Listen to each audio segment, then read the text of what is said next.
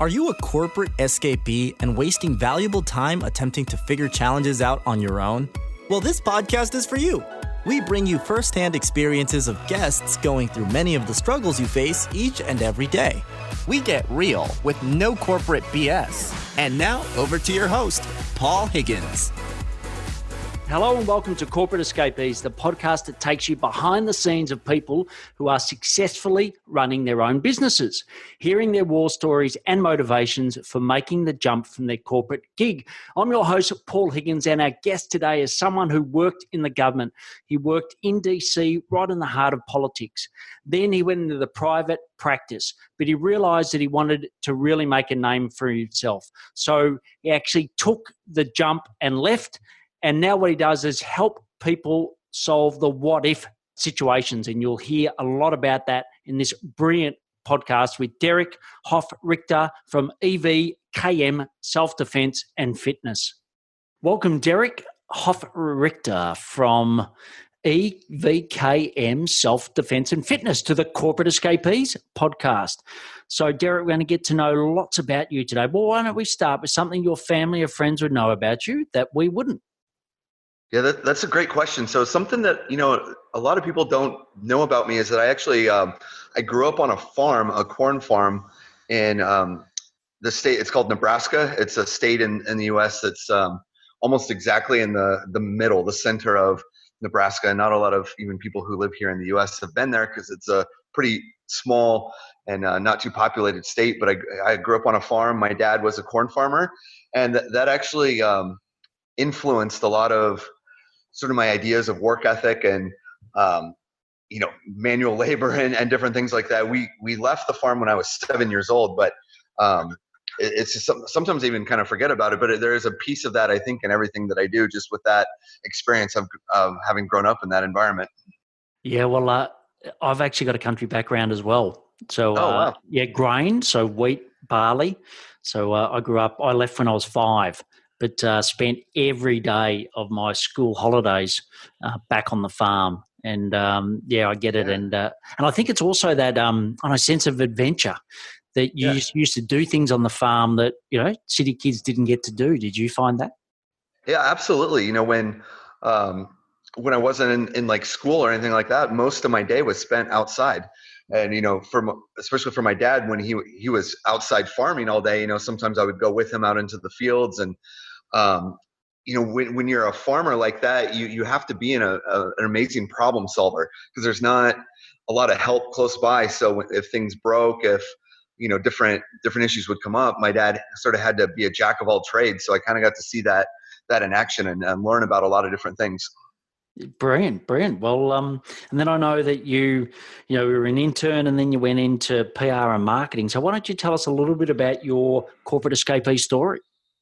Yes, I'm excited to talk about this. So I went to college and I majored in political science, and it was sort of my intention that I wanted to work in the government and be a part of that. So I did that. I majored in political science. I went to college in Washington D.C. in our nation's capital. I did a number of internships within the government, and that's right out of when I graduated college. I was actually hired by the White House to be a part of one of the presidential offices. And that's how I got into doing communications work. A lot of media type of stuff, writing press releases, writing internal memos and speeches for different officials. And I did that for a few years. And then when I decided to leave the government, I went into the private sector, and I was still in Washington, D.C. I worked for a lobbying firm, and again, doing a lot of communications type of work. It was about 10 or 11 years ago that I moved from Washington, D.C. to Arizona, where I live now. I had taken a position doing some media work for a presidential campaign. And then when the campaign ended, I stayed here in Arizona as I was the director of communications for a large company that was headquartered here in Arizona. And I did that for a few years. And that's when I started to really think about, because I was still in my late 20s at that time of, did I really want to keep doing that type of grind for the next, close to 40 years? There was actually kind of a defining moment that I remember where we were kind of updating like our benefit packages at work. And so I had a document where I needed to choose kind of different distributions for my 401k, different things. And Yes. and there was like a little section on that said like, you have 38 years until you retire. So, and, based on that, it was, plotting different things. And that number just like, 38 years, I can't imagine sitting at this desk, wearing a suit and tie, kind of just going through this for another 38 years. And that's when I really started to think about, what am I passionate about? What do I want to do for the next 30 to 40 years? And my hobby that I've been doing since I was a teenager was teaching self-defense classes, specifically Krav Maga, which is an Israeli martial art. It comes from the Israeli military. And so I just started to kind of crunch the numbers and think about a business plan of, could I really make this work to just completely leave the corporate world and switch over to teaching self-defense classes? And after sort of exploring and talking to a few people, I didn't do any type of phase my way into it or take it slow. I went full 100%. I quit my job, and then I a few weeks later had classes going and people coming in. So that's kind of the quick run through there on my escape plan and how I escaped. Brilliant. Well, the first question I've got to ask you, which is probably a topical one, is just around the political environment at the moment. Regardless of what side of politics you are you a bit surprised by the circus that's happening at the moment, especially with the shutdown? Yeah, I can't say that I'm like 100% surprised. When I don't know too much about like the history of Australian politics, but here in the U.S., there have been different kind of tumultuous times and things going. And even when I worked in Washington, D.C., it was kind of considered, especially compared to now, a fairly, I guess, moderate or even time. But there was still, always political drama going on. That's sort of just how it is. So if anything, with what's going on now, it made me really glad that I got out of that world, and I don't really have to deal with it on a personal level. I just, as a citizen, I have to be aware of it and deal with it. But I'm just glad that I'm not working in the middle of it. Yeah, and how you said you made the leap. It sort of took me 10 years to make the leap, if that makes sense. But when I did go, I just jumped. And in hindsight, do you think that was the right move for you? I do. And when people, and obviously I sort of have the benefit of now, it's been about 7.5 years since I made that leap, kind of looking back on it, where I can't answer that confidently. But when other people ask me, like I'm thinking about doing this, and we talk about it, I sort of have two different ways that I advise them of. Like if they haven't done the time and done the work to research, the viability of the product and, location and all the things that might be particular to it, I do advise waiting and, being cautious. But I feel like once you sort of know that you want to do it, I'm an advocate of just going for it. Sort of the Tony Robbins talks about, like burning your boats, like if you're the army commander and you want your army to take the island or wherever you sail into, you burn the boat so that there's really no option to retreat. And so I was just worried that if I kind of put one foot in and one foot out, that I would find a way to pull that foot back out and kind of retreat to comfort. So I think just for me in the way that I work, I had to cut off all my escape plans, or retreat plans, I should say, to fully make my escape out. Great. And how did you build your first clients? I know that's the hardest thing is getting your first clients. How did you manage to do that? Yeah, with my model, kind of like a fitness, self-defense model, I need a lot of clients, so I just getting the first, it's like a moral victory and all that, but it's not going to start, paying the bills. So I had to find a way to quickly get a bunch.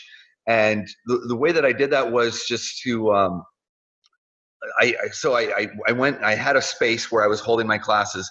And so I kind of plotted in a map, a radius around there, and I printed out a stack of flyers, and I just spent hours every day driving to all the coffee shops and basically anywhere that would let me put flyers and hand out cards. And so it was really a lot of building relationships in the area. And so that when I actually had like my first class, I had 10 to 15 people show up for it just because I had spent, that couple of weeks trying to get my name out there and, meeting people in my community and trying to explain what it was that I was going to be offering. Great. Well, if we move into the build section where we talk about, business today, when you meet someone for the first time, they say, Derrek, what do you do? How do you answer that? I'd like to say that, I'm a small business owner. I like that term. I'm kind of proud of that term. Here in the U.S., actually, it's something like 50 to 60% of people here in the U.S. are employed by a small business. So we're kind of the backbone of the U.S. economy. And so I like that term. But of course, it invites the follow-up of, okay, what type of business do you own? But I always like to lead with that. And then, I tell them I give people solutions to a lot of the what ifs that they might have about their personal safety. So, what if someone were to approach me in the parking lot? What if someone were to break into my house or any of that? That's the business that I'm in, is helping people work through those what ifs. I really love that. How did that come straight away, or has it taken you time to get that? Because I really love what you said then. How long did it take you to nail that? It was probably just being immersed in it for a year or two that sort of resonated with me, of when I sort of stepped back of like, what am I really giving people aside from the techniques and the actual class? I'm giving them a peace of mind. In Krav Maga, there's a saying that the guy that who founded Krav Maga, his famous saying is, so that one may walk in peace. And to me, that was the reasoning why he created the system and taught it. And to me, that means like peace of mind. So if you have all these what ifs, that's a disturbing part of your mind, constantly questioning and knowing it. So if someone's able to walk you through that and provide training, that's a very peaceful thing, actually. So that's kind of where I stepped back, and that really started to resonate with me. Great. And I know you're coming to Australia soon, which is fantastic. Probably about the time this episode will go live, actually. But what do you know around your art that others don't? So in the martial arts world, a lot of the different martial arts have kind of descended from different countries and reflect different cultures, and a lot of them have taken on a lot of kind of sport or competition aspects. A lot of them you can even compete in the Olympics because they have those rule sets. So with Krav Maga, it sort of came out of a different need. It's a modern martial arts, since it comes from the Israeli government. Israel has only been around since the late 40s, so it's a little bit more modern. And there really is no sport application. So you can't go to like a Krav Maga tournament or compete in Krav Maga. So everything that we do and every technique kind of stems out of the self-defense first equation, and not necessarily will it work against a similar opponent in a match.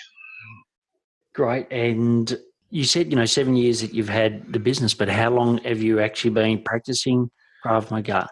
I've been practicing Krav Maga since 2002. So I guess it's been almost 17 years now.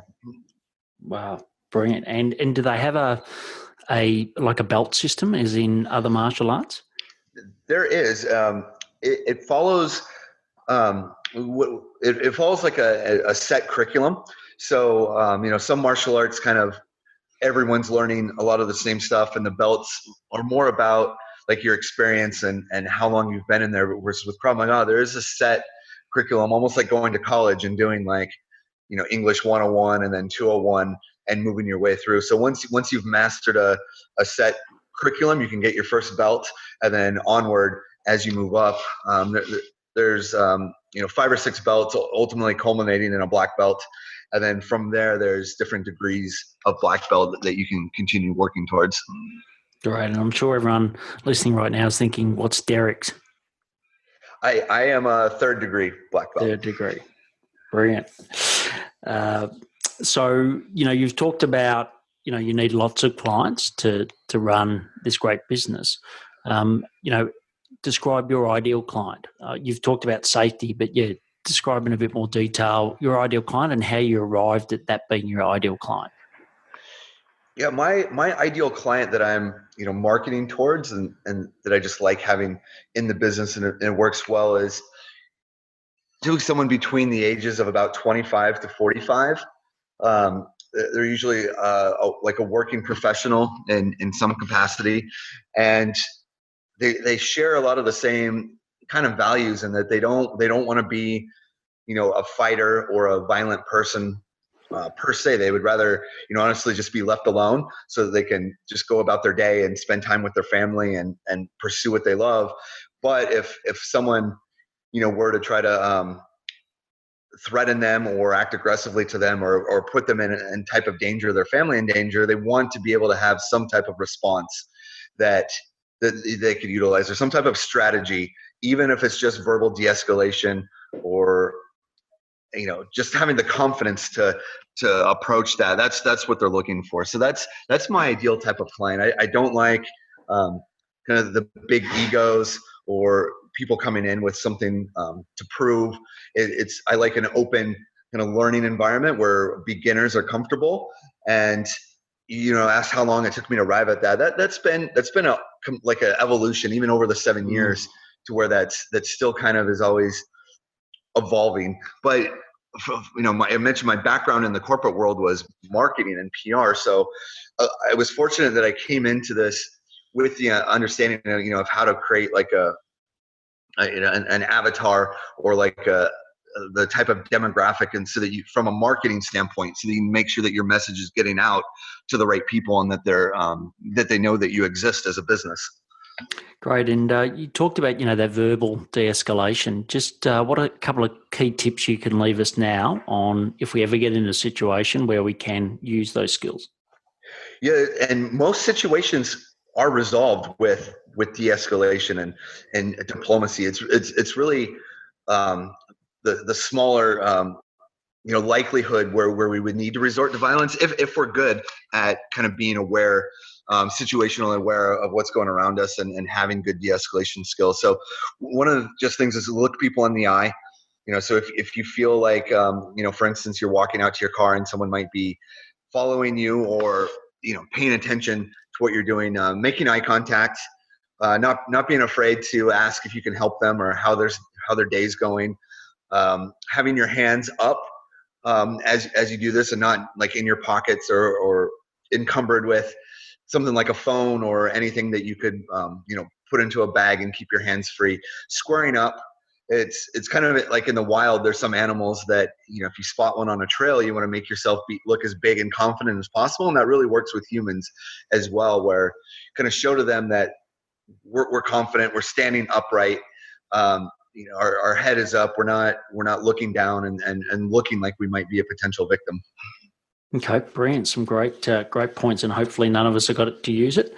And just out of interest, there's a lot of talk about guns, obviously, in the US, and a lot of our listeners are US citizens. But do you have to have different techniques to cope with that in the US, or is it effectively, no different?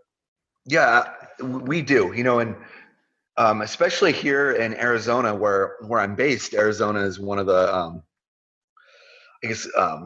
most common for gun owners. It's very legally easy to own firearms and to use firearms here in Arizona, and just across the U.S. as well. It's in our Constitution for that right to be able to own guns.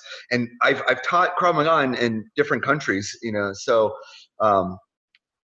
just kind of depending on the laws, what people are used to is maybe where their focus is more, or the type of instruments that are used more often in crimes and things that you need to be aware of. So here in the U.S., we do spend a lot of time with handling situations where either the quote unquote bad guy is presenting and utilizing a firearm, or even just under the assumption that he might have one on his person that we haven't seen yet because it hasn't been brought out yet. And so those are all definitely in the training considerations that have to be taken into place versus like I taught some seminars in Tokyo, and guns are extremely uncommon, so and rarely ever used in any type of violent way, and so for them, the gun is just almost like a mythical thing that they see in movies and TV shows, and not something that they really need to worry about in their day-to-day life encountering. But for them, it might be more like a knife or something like that. So where you're located, it definitely affects how your self-defense training should be structured. Yeah, I remember when I went to Tokyo, a friend had a 5 and a 3-year-old, a 7 and a 5-year-old, and they just caught the train in the middle of Tokyo by themselves each day to school. He said, no, there'll be, there's crime, but that's for the really bad gangs, the triads. Yeah. But he said, day to day, there's just no violence or no crime. It's amazing. Yeah, it's brilliant. So for you, for the next 3 years, what does, you're an energetic guy. I know you've sort of grown it really well in the last 7 years. What's the next 3 years hold for Derrek in the business? The name of the game of my business, sort of after we reached a certain point, has been like, how much can we scale what we're doing, and how much should we even try to scale what we're doing? So, by scaling, it's just how can we serve more people? So that's, for me, when I look a year out or 2, 3 out, it's different ways that we can offer our services to more people, and not just the people coming into our facility, because I have a facility where we hold our classes, and without needing to buy a second facility or a third facility or get more space. How can we do more things in the community where we go to schools, we go to colleges, we go into businesses and offer our services? So that's where I've switched a lot of my future focuses to sort of expanding our reach and getting our service out to more people. Okay, great. And as far as improving the profitability of your business, what are the key steps you've done to improve the profitability of the business? I've tried to open up more streams of revenue. So the main business model, for my type of business is kind of like with the gym, like members who are paying a monthly fee to have access to the classes, and that's always going to be the biggest piece of the business. But I've been trying to open up newer revenue streams, such as kind of what I mentioned before, like partnering with businesses where they bring myself or one of my instructors into their business to provide that for their employees, almost like as a corporate perk or benefit, to do some on-site training or to come in for a seminar, and so those are things that I've been adding recently to increase the profitability, because for us, there's really little overhead to do something like that. Just the time for an instructor, but the company is providing the space and marketing it to their employees. So all we really need to do is show up and provide the instruction, and that's really helped with the profitability by starting to pursue those opportunities. Okay, great. And what's your current number one source of leads? It's not even close between like my first, my strongest source, and my second and third, but through social media. That's how I've built most of the business from day one, has been through utilizing social media. When I started out with Facebook and kind of building a Facebook following, and then transitioning to Facebook ads, and lately a lot of it has been actually now through Instagram, and kind of building an Instagram community, and knowing how to properly run ads on Facebook and Instagram, and kind of being really on top of the metrics for spending and how those ads are performing. I don't really need to do a whole lot else when it comes to spending on marketing, because of what we're able to do with the social media platforms. Great. And what are some key tips that you've learned, especially on Instagram, which seems to be, getting a lot of attention at the moment? What are the key tips you can share with us now? One of the key things is that everything needs to be tested. So especially the image that you're going to use, or the videos that you're going to use, along with the text that you're going to use, or the different like hooks or offers. I find that a lot of business owners in my industry, or just in others, sort of feel that it's kind of like a chore that they have to do, and they don't really want to put a lot of thought into it. So they kind of just put posts out there, throw some money at it, and then complain when it doesn't work or it doesn't get them the results that they're hoping for. And instead of kind of taking a longer term approach and creating smaller ad spends, testing things, throwing just a few dollars at 4 or 5 different ad sets and having patience to watch them for a few days and see which is getting the best response, and then putting the ad spend towards what you already know is going to work. It's less risky, and you're always going to be able to get a better cost per acquisition and cost per lead by spending a little bit of time testing before moving budget into it. Yeah, no, that's a great tip. And as far as your team, how big's your team? I have 2 other employees that sort of work on the admin side of thing for me full time. And what's funny is I'm actually related to both of them. So my business turned into like a family business. It started with just me, and then now I have family members that have left other careers as well to come work for me. So I guess I'm helping other people escape too. But so they're sort of the backbone of the admin side. And then I have 12 instructors that help me with teaching all the classes that we do. And any tips on, because I know that there's quite a few people that listen that use, instructors or contractors, so to speak. What are some tips you've got on how to get the best out of them? All of my team of instructors all started with me as students. So that's been one of the biggest things for kind of the success of the team is the recruitment, putting thought and effort into recruiting. Not just, I made this mistake starting out where sometimes I would put more emphasis on ability versus fit. So I've found now that I've been putting time into this, that recruiting people, especially instructors, on fit, that they fit the right culture of the business and the right look, and sort of speak with the same values and the same words, is more important actually than ultimate ability, because ability can be trained and taught. And then from there, I do them as contractors. So I don't have them as full-time or official employees. They're contractors, and then I can kind of use them as an ad need basis. And that's just been like the combination that's worked really well for me in this. And because they started with me as a student, they're very loyal to the mission and the passion of what we're doing. And so just altogether, it's made for a very cohesive team that's had, over the 7 years, it's had very little turnover from the instructors, which also benefits our members greatly. Yeah, that's great. And as far as your biggest challenge, what's your biggest challenge in your business today?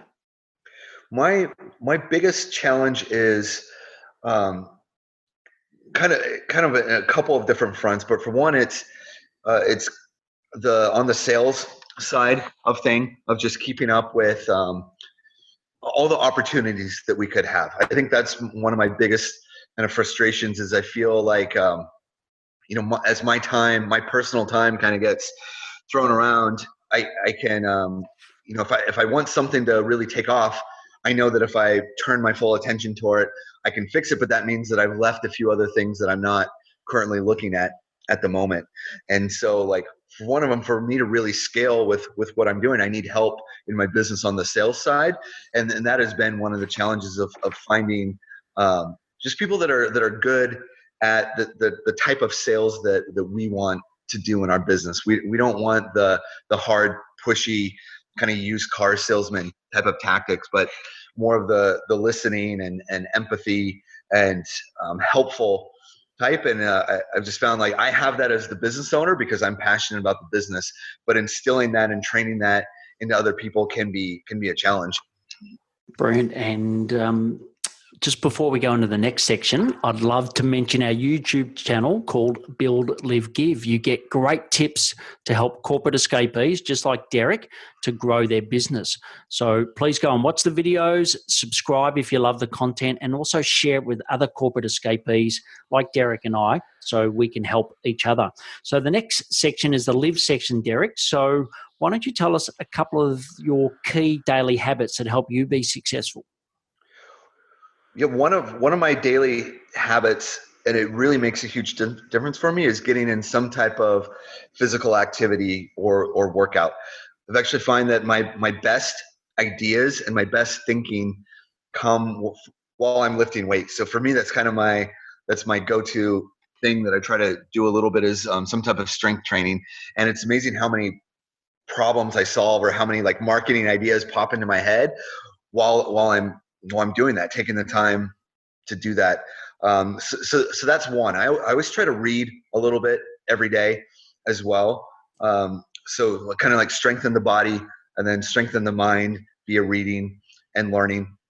And then, with my business and how many members, it always feels like there's so many moving parts and a lot of people that want, my attention. And so if I tried to focus on everything that I needed to do during the day, I would just always be too overwhelmed. So every day I always just pick 3 things that I have to do that day. And I don't make my to-do list any longer than 3.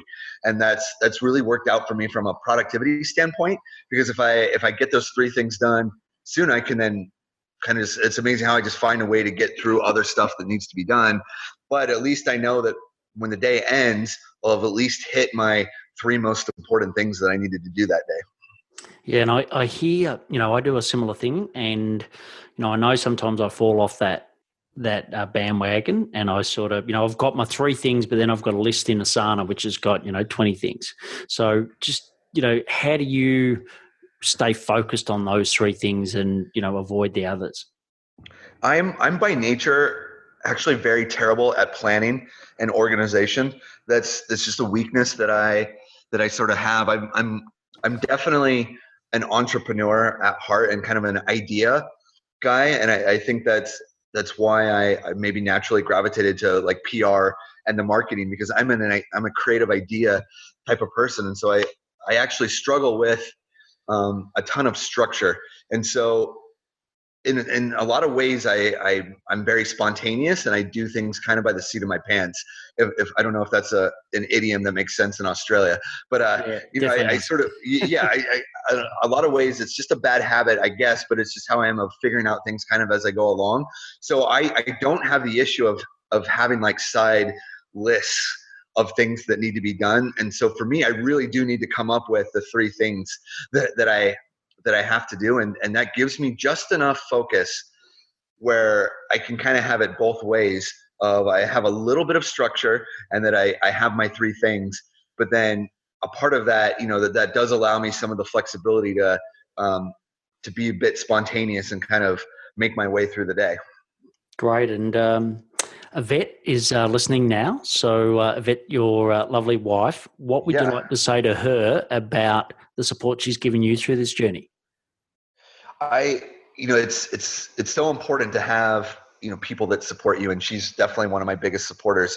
So I actually met her and started dating her after I had left the corporate world. So, she didn't get to see or be a part of kind of the decision-making process that went into that. But so she's known me in this sort of new era of my life. And I actually was able to meet her because of the switch of getting into the self-defense world. So it's great that she completely understands what I do. She's actually one of my instructors. She has her own career. She's actually an aerospace engineer, but she understands it.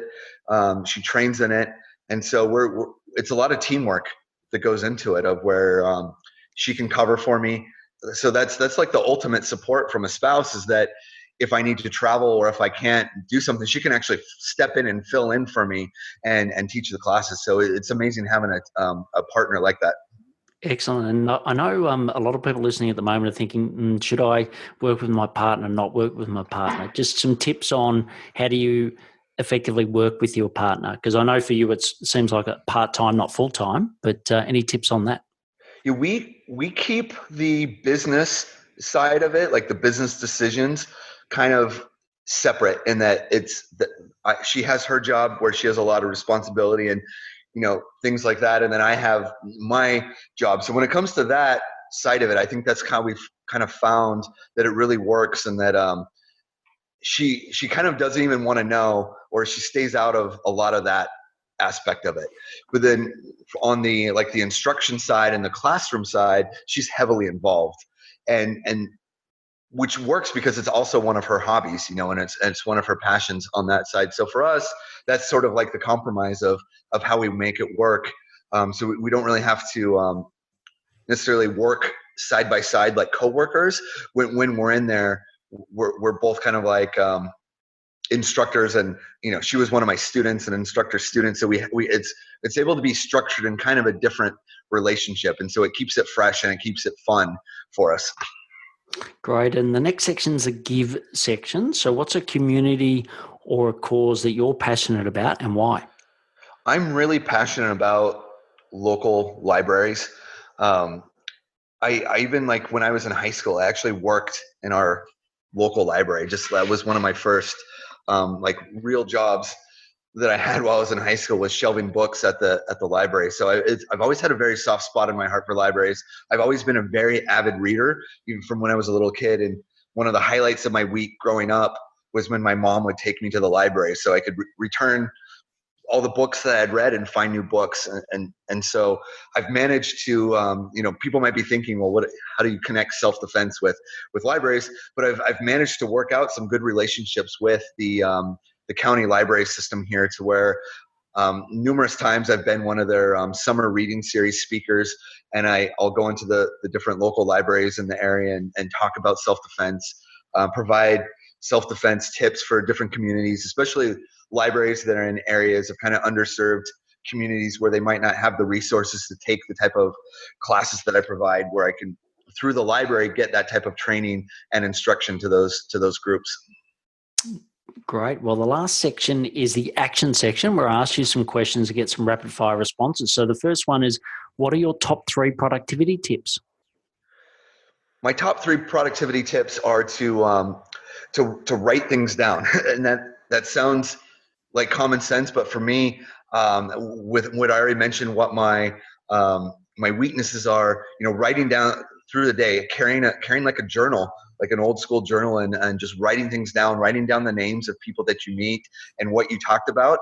It's incredible for productivity at the end of the day, to kind of be able to look back on the day. So that's definitely one, is to try to find a habit of just writing little things down. The second one is, I'm always trying to look at different technology to see where I can automate things in my business.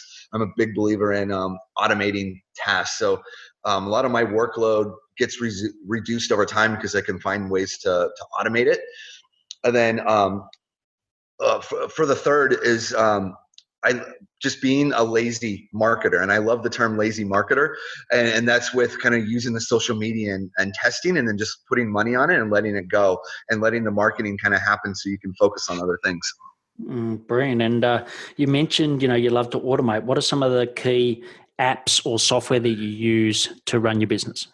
So one of the things that I've automated is actually like our receptionist position. So we have like a virtual receptionist. So if someone calls my gym, it's done by a company that this is what they do, where they will automate that for you. So 24/7, if anyone calls the main number for my gym, they'll speak to someone that's actually not in my business, but has been trained and has a script. And that's freed up so much of my time that I don't need to constantly be answering the phone, whether I'm trying to help a client or teach a class. So it's amazing if you really start researching what is out there now that you can automate. I really like using Slack.